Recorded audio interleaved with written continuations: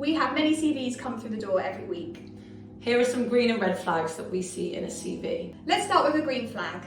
Green flag is if it's easy to read in a nice format. That makes our job a lot easier and the managers reading them when they go and review your CV. Red flag, check your spelling and grammatical errors.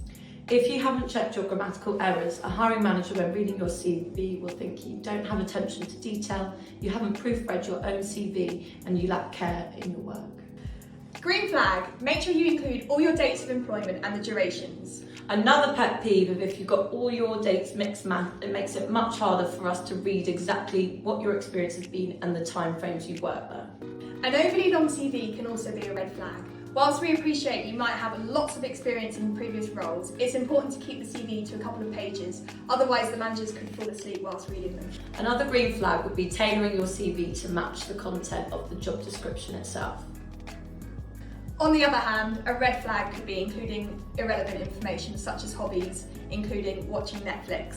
Your manager doesn't care if you've watched 50 Shades of Grey or not. Often candidates call themselves hardworking, a real team player, but you need to show quantifiable results to really show and stand out on your CV. For example, increasing sales by 30% or growing your team by 10 new members of staff.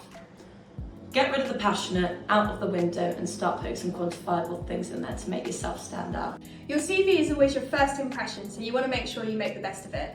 Hope you enjoyed our tips of green flags and red flags.